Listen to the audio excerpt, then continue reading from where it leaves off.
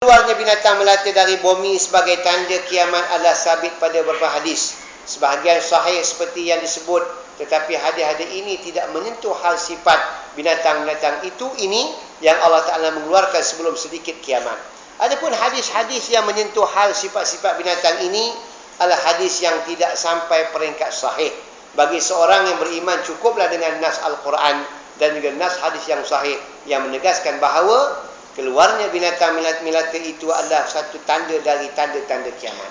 Maknanya, tandanya makna akan keluar satu binatang. Mana rupanya tuan-tuan kalau kita panjang umur, jumpa.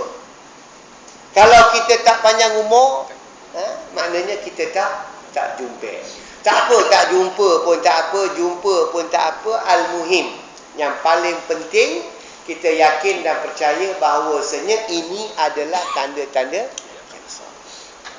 Takkan tak ada tanda. Orang mengandung pun ada tanda, kan? Apa tanda orang mengandung? Pokok besar. Pokok besar. Pokok besar nampak benar dah. Sebelum pokok besar muntah.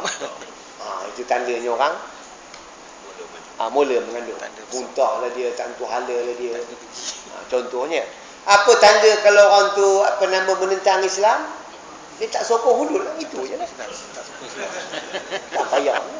Kalau dia makna memang Islam dan juga mana nak Islam atau sokong Islam, dia tak ada bantah apa pun. Nyongin je, Alhamdulillah. Ada orang nak buat, awak syukur. No, awak tak lalu buatnya. Macam kita kan. Kita nak buat tak lalu. Ada orang nak buat. Hayallah. Buatlah. Kita nyokong. Ini orang nak buat, kita pula halang pula. Bukan lagi masuk neraka, masuk datuk neraka. Pasal kita menentang. Orang lain masuk neraka je, awak masuk datuk neraka. Mana rupa datuk neraka, seksanya tak tahulah. Asyaddu azaban. Maknanya bersangatan azab. Jadi maknanya tuan-tuan, puan sekalian, tosah tentang apa. Dulu rambut hitam kena ridah putih. Dulu tak ada kolesterol, kena ridah ada kolesterol. Dulu kencing tawar, kena ridah manis. Dulu darah tak berapa tinggi, hari ini dah tinggi. Tentang buat apa?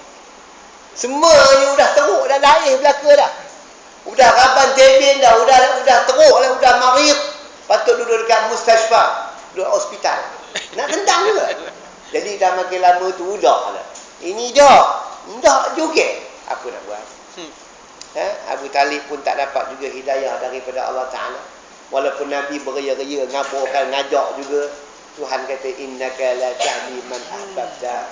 Kamu tidak boleh mencampakkan hidayah kepada orang yang man ahbabta, yang kamu kasihi.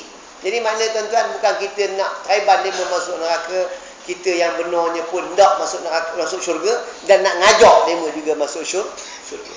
Tapi dah kita ajak dia tak syur. Apa nak buat?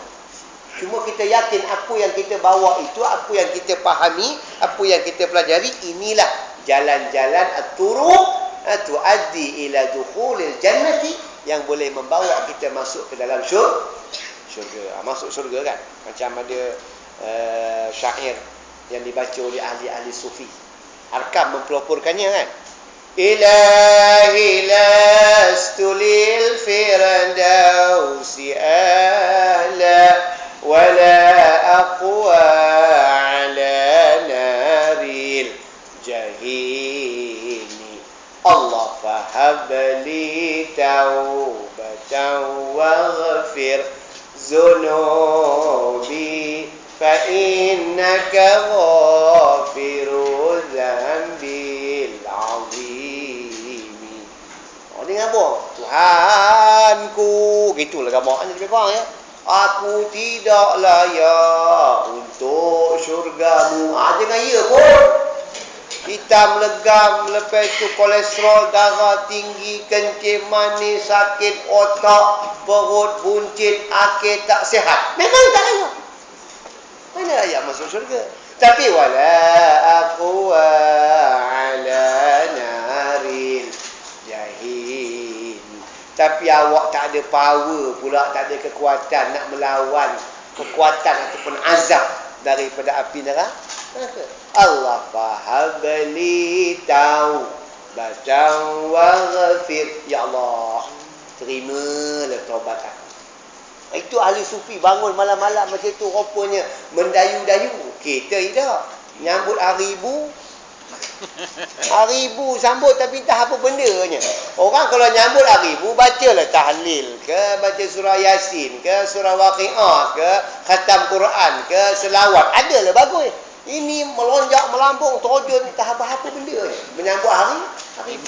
Agak-agak mak kita kalau tengok apa itu gaya dalam kubur, gamak-gamak dia nyorongin ke ataupun macam mana? Kalau ngelupur, ngelejat kawan. Bukan dia dorongin. Ngelupur, ngelejat ni. Pasal apa? Pasal kita hadiahkan yang tak elok. Patut kita hadiahkan yang elok. Doa ke, selawat ke, Quran ke, apa semua. Itu cara kita menyambut hari ibu. Hari bapak tadi Ada. Bulan depan. Bulan depan? Oh, bulan depan hari bapak. Tak kira lah hari bapak ke, hari ibu ke, hari apa. Al-Muhim. Apa yang kita lakukan itu semuanya khairan. Khairan lah. Pasal kita tuan-tuan ya. Orang yang ada mak dia seronok. Orang yang tak ada mak tak seronok. Dalam masjid ni saya rasa kalau dah beramai umur, dah berubah-berubah ni tak ada mak sedar. Jarang yang ada mak. Kan? Jadi gulai tempoyak yang dimasak ni tu tak tanding dengan gulai tempoyak di kedai. Mana sedap lagi dia punya masak. Bihun sup yang dimasak ni tu, ya.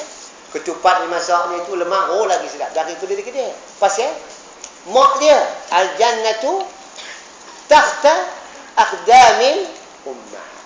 Syurga itu di bawah tapak kaki. Bawah tapak kaki dia. Tapi kalau kita ikut cakap dia. Tapi kalau dia perabat tebin, jangan ikut cakap dia. Mana kalau dia itu beramal dengan Islam. Itu tak ada mak. Kalau ada mak kan seronok. Saya masa mak saya ada masa kahwin hari itu, baju Melayu 5 lek. Baju Melayu lah. Pasal orang Melayu pakai baju Melayu lah. Baju Melayu pasal ada dia punya seluar Melayu. Pasal samping tak ada lah. 5 lek masa nak nikah. Sebab masa saya nikah hari tu sekupang bawa tak ada duit. Memang anak korang hajur betul. Dia kahwin tapi orang tua yang susah. Mak ni pasal anak nak kahwin, dia kena kahwinkan jugalah. Itu kelebihan yang ada pada mak. Besok kita pula jadi mak. Bukan saya orang perempuan lah. Saya takkan jadi mak pula. Orang lelaki bercukur jadi mak. Orang lah. Mak-mak yang ada. Siapa dia? Begitulah wahalu mujarrah. Seterusnya keadaan ataupun realitinya. Tapi satu mak, satu bapa boleh jaga 10-12 anak. Tapi 12 anak atau 10 anak, 8 anak tak boleh jaga 2 orang mak. 12 anak tak boleh jaga. Tapi satu mak, satu bapa, 2 orang dia boleh jaga 12 anak. 12 anak boleh jaga. Tapi dia ada tak semua juga. Ada bapa yang faham lah, bapa yang tengin juga. Nak buat macam mana kan? Dah tengin. Ambil orang tengin. Apa tak tengin? Orang yang tak patut kita muliakan, kita muliakan. Tak patut dimuliakan, kita muliakan. Tengin lah tu. Apabila sampai masanya tertutup pintu taubat dan apabila hukuman Allah telah wajib ke atas manusia sekalian, maka sudah tidak diterima taubat. Bila sampai pintu taubat dah tutup, tak adalah. Dan hukum manusia menurut keadaan kedudukan mereka sebelum itu. Isyak ke? Belum.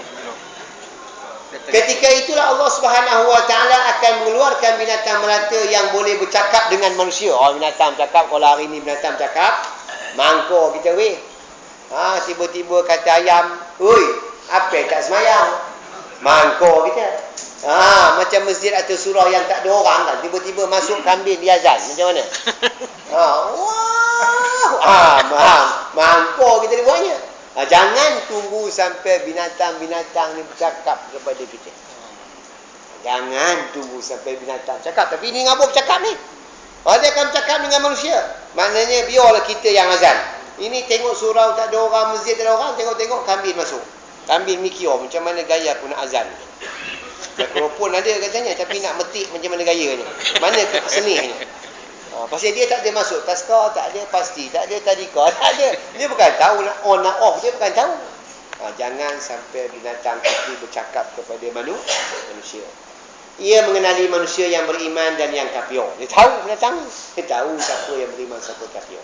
Sekiranya manusia tidak pernah melihat binatang melata bercakap sebelum ini, maka Allah Subhanahu Wa Taala yang Maha Kuasa akan menjadikan binatang itu boleh bercakap serta dipahami oleh manusia dan mengetahui bahawa percakapan binatang itu adalah perkara yang menyalahi adat kebiasaan yang keluarnya untuk mengisytiharkan hampirnya kiamat. Jadi kita